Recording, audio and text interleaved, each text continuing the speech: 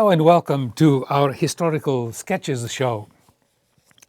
We hear much these days about Asia, particularly in the context of the expression pivot to Asia. A pivot is the point of rotation in a lever system, as we know, and it would seem that the United States has been pivoting to Asia for a long time now.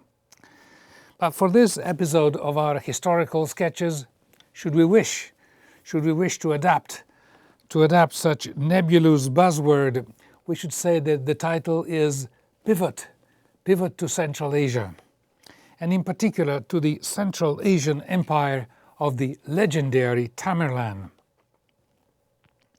Tamerlan started from an original territory called Transoxeana, as you see in this image, which comprised today's states of Turkmenistan, Tajikistan and Uzbekistan, and extended all the way to India, to the east, and all the way to Syria and to the river Volga to the west. The history of the Central Asian empires is surrounded by a somewhat mysterious halo, partly because it is outside the scope of expected general knowledge, and partly because we sense some kind of unbreakable divide of cultures and civilizations.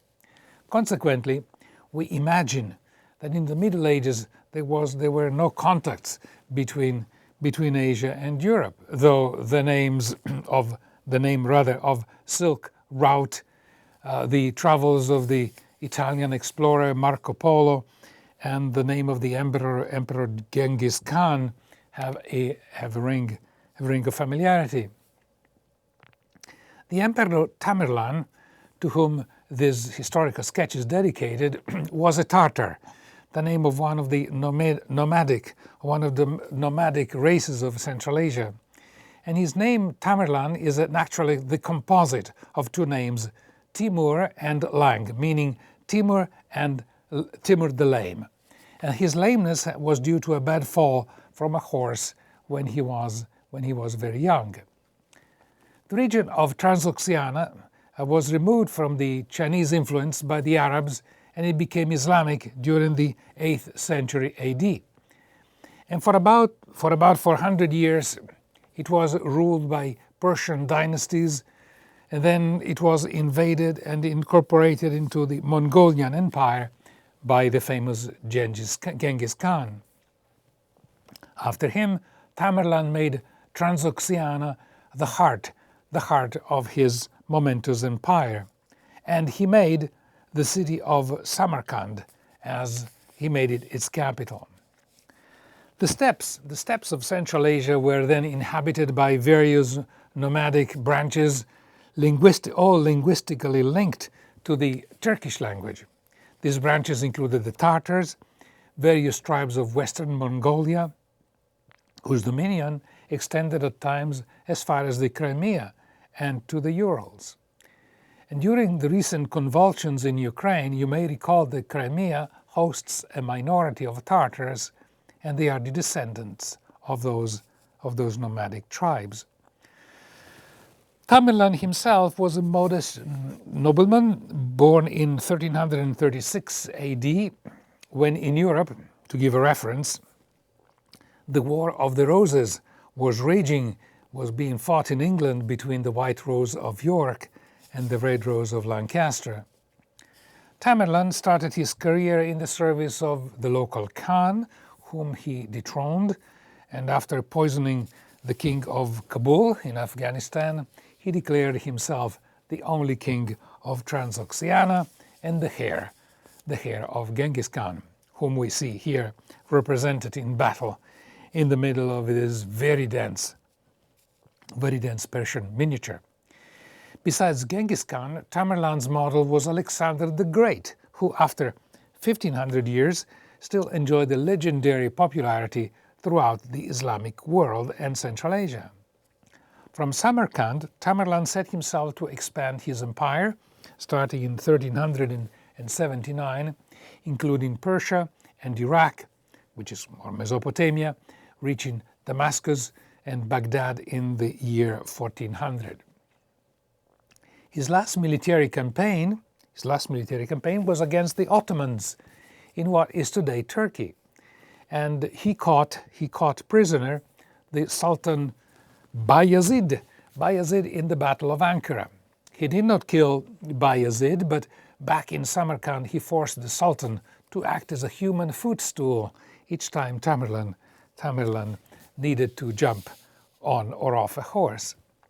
In this miniature we see the Sultan Bayezid defeating the Christians at the Battle of Nicopolis, that is, before Bayezid became the human footstool for Tamerlan. Now back in Samarkand, from his momentous imperial campaign, Tamerlan received with great pomp, the ambassador of the Kingdom of Castile in Spain, Ruy González de Clavijo. We owe it to Clavijo a good description of Samarkand at the beginning of the 1400s. Now, the embassy of Clavijo had both a diplomatic and a political purpose. As I said, Tamerlan had defeated the Ottomans in 1402 at Ankara, and this victory abated for the moment the well-founded European fears of an Ottoman expansion into Western Europe, which is also why Europe wanted to be in good terms with Tamerlan. That those fears were well-founded became clear in 1453, when Constantinople was conquered by the Ottomans, marking the end of the 1200-year-old Eastern Roman Empire.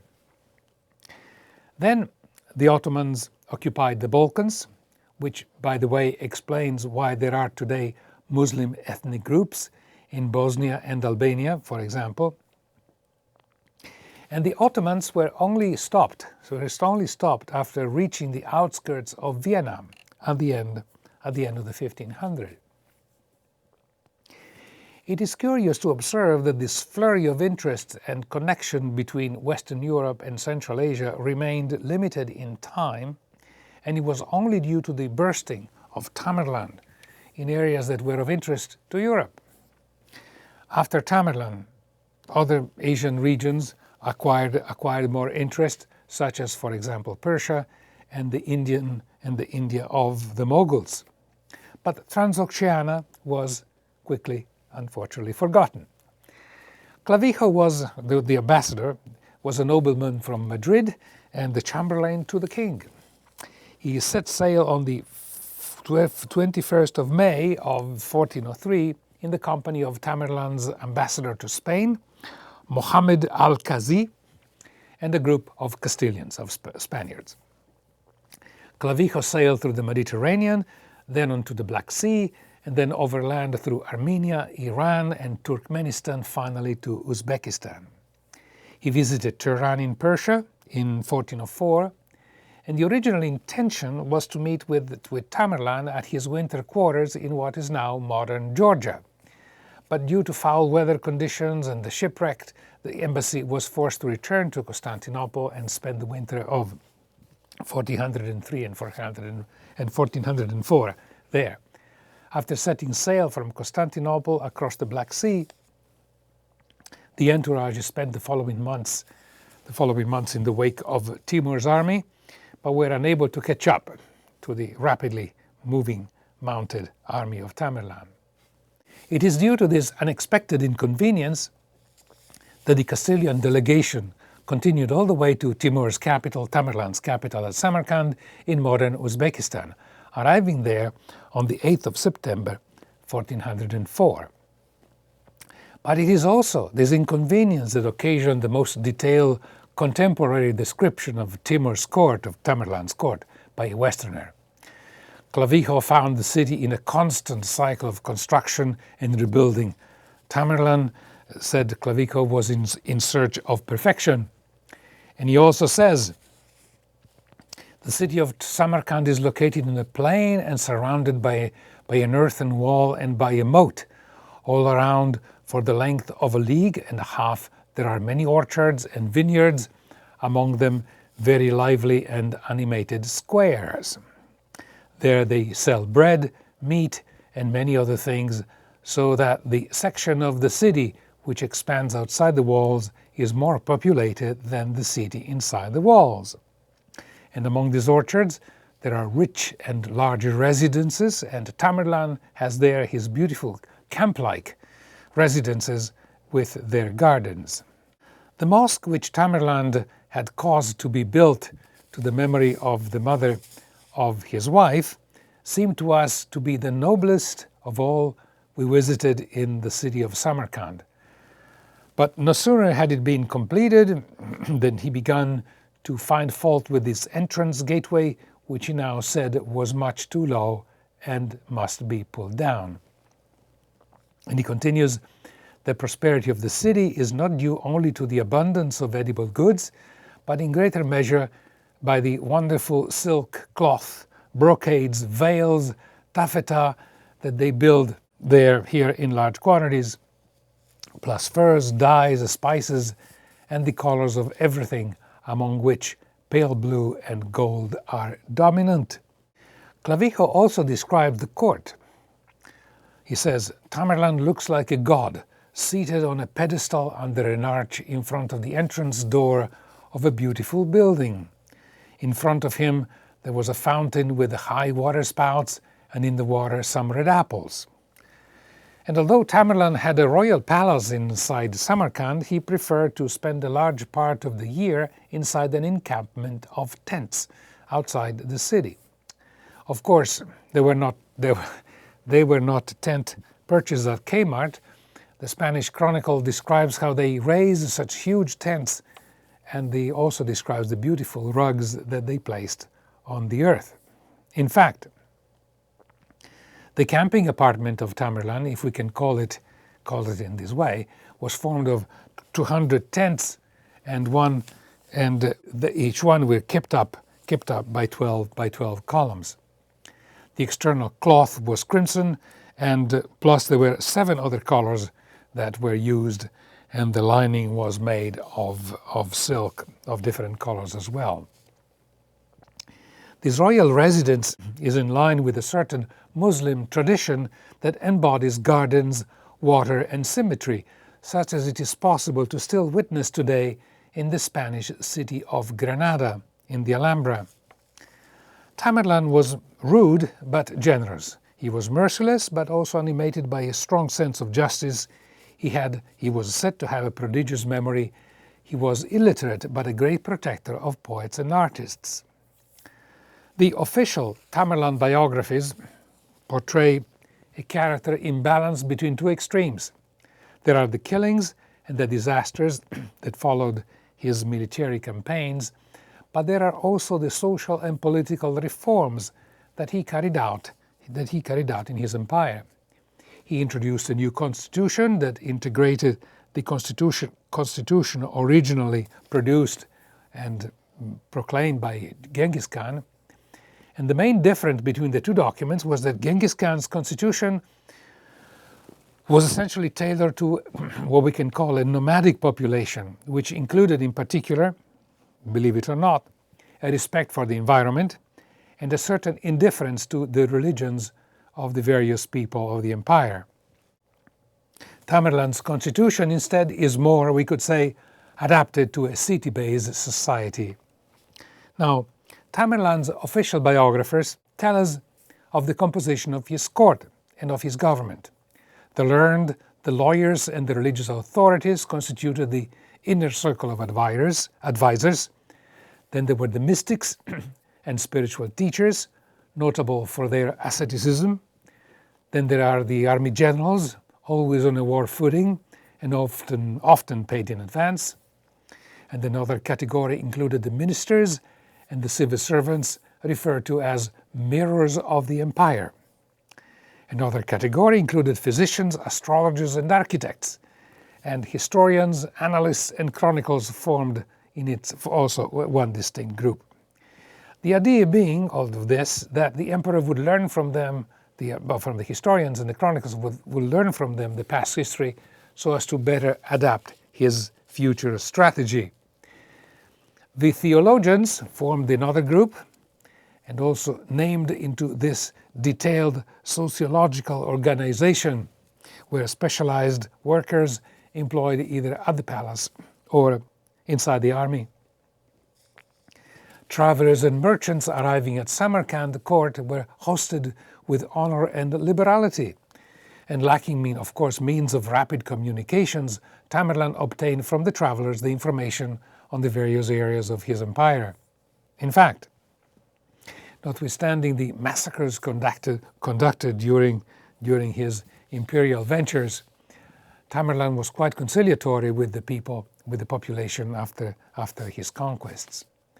And although, as I said, he liked to live in a tent, his urban planning, both for Samarkand and for other cities of the empire, was quite remarkable. Every urban center was to have a cathedral mosque, a theological university, or also called madrasa, a primary school, the equivalent of a Christian convent for the mystics and the spiritual teachers, a hospice for the poor, a hospital, a town hall, and of course, and a tribunal. And Tamerlan also inaugurated an era that saw the largest number ever registered of lettered women, the equivalent of graduated women who attended university. In the context of so much activity, initiatives, and organization, the cities of Transoxeana under Tamerlan saw impressive development. Cities became centers of commerce and manufacturing, a kind of pre-industrial society, especially with textile and silk, as well as development centers for the sciences and the arts.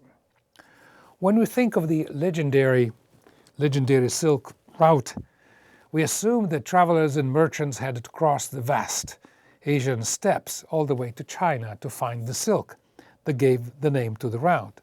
No, it is not so. Transoxeana was the first silk production center that they would find in Asia along the way. Noteworthy too was the production of paper exported from Samarkand.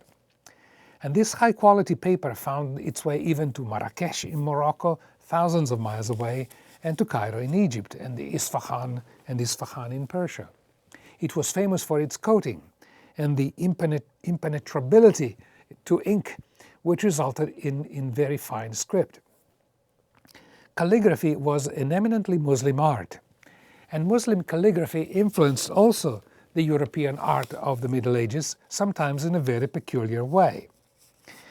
As an aside on the influence of Arabic calligraphy on European art, that is, here is a curious anecdote supported by palpable evidence which I actually saw. For the medieval Western world, the Muslims were infidels, or so were defined by the Church, a characterization that justified, as you know, the 4 Crusades, much as today the War on Terror justifies the American occupation of lands and people who could not hurt America even if they wanted to. Therefore, the following detail will perhaps be a surprise for some. In Italy, there is a somewhat remote medieval abbey, as you can see in this image, the Abbey of Vezzolano near the city of Turin in Piedmont. In the facade of the abbey, among other decorations, there are 3 ceramic roses or circles or basins. In the one on the right-hand side, are inscribed 3 times, and in Arabic, the names of Allah and of Muhammad. And this is not the only instance. In an abbey in the Tuscan town of Cascia, there is a famous painting attributed to the medieval painter Masaccio. And in the halo of the Virgin Mary, there is inscribed in Arabic and in reverse what is called the Shahada, the Muslim declaration of faith. There is no other God but Allah. Most likely Masaccio and the artists who decorated the abbey were struck by the inherent artistic beauty of the Arabic script. And calligraphy was, and still is, a revered art in the Muslim world. In fact, one of the effects of the invasion of Iraq to find the non-existent weapons of mass destruction was the assassination in Baghdad of Khal al-Zahawi, who was considered the prince of calligraphers in the art of writing classical Arabic characters. But let's go back to Tamerlan and his empire. I mentioned before that what prompted the European interest in Central Asia and in Transoxeana was the eruption of Tamerlan in areas, namely Turkey, which were important for Europe, not only for Spain and France, but also for the republics, for example, of Genoa, Venice and Milan. For example, the agent of the Duchy of Milan in Syria, a person by the name of Beltramo, was called as an expert witness at the Council of Costanza between 1414 and 1418, a council promoted by the last emperor of the officially empire, who officially held the title of the Emperor of the Sacred Roman Empire. Another city that unexpectedly showed interest in the activities of Tamerlan was Siena in Tuscany. The city, already from the 13th century onward, had become a center of Arabic studies.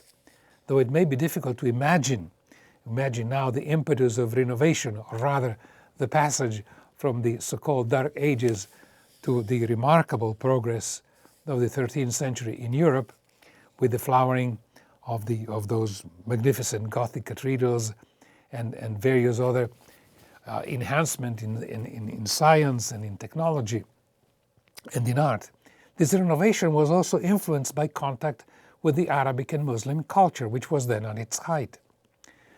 This gentleman in the carving, Bonaventura Senese, had translated the Arabic Book of Stairs, as they called it, into Latin and French, and the Book of Stairs was a kind of Arabic Wikipedia, of Arabic encyclopedia. Under Tamerlan and his descendants, as already hinted, there was a considerable development of trade and industry throughout Central Asia. The main cities of Transoxeana were Samarkand, the capital, and Bukhara, of which we see here the portal, but that give access to the city.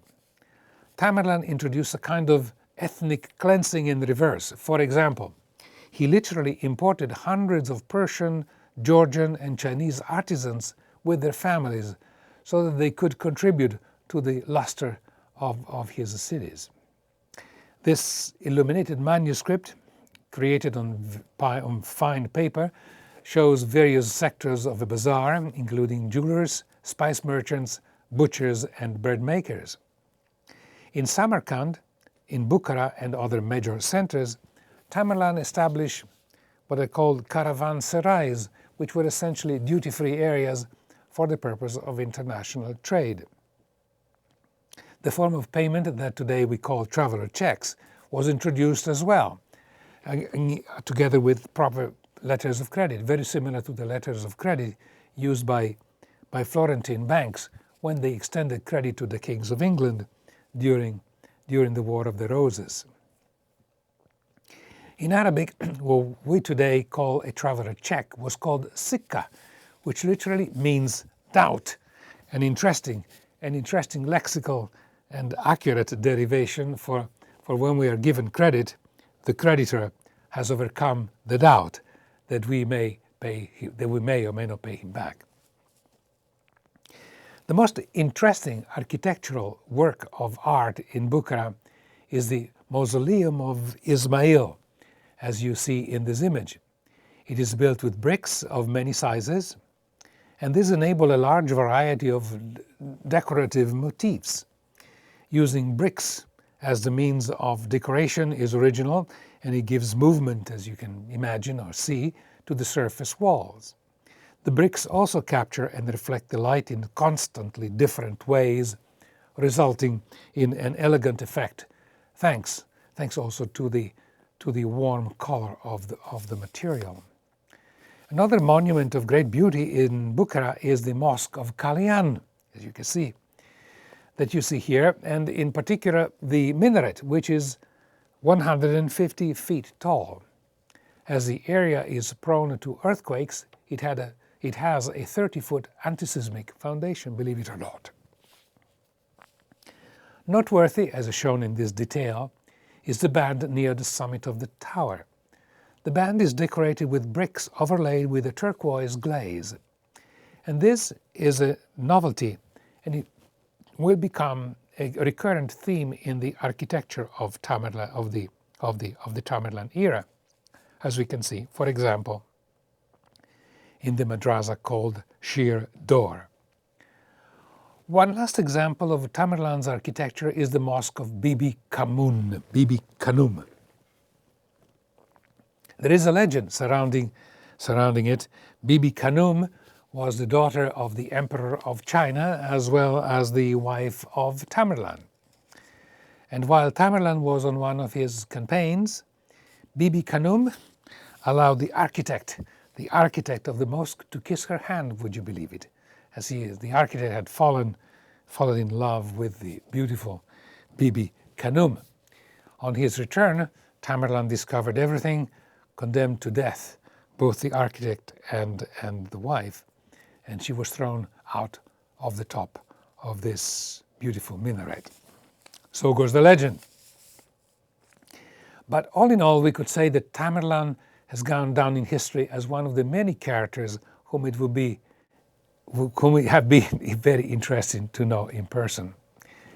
This is the end of our historical sketch, and I would like to remind you that all the sketches so far, about 6, are also viewable online at the website which is called www.yourdailysshakespeare.com, and it refers to the book on Shakespeare, and also some of you may remember the previous series that was broadcast on this channel, which was called Shakespeare's Views on the News.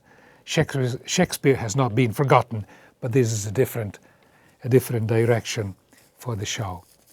Special thanks to Kat Iverson, our director. Thank you also for all watching. See you next time, and good night.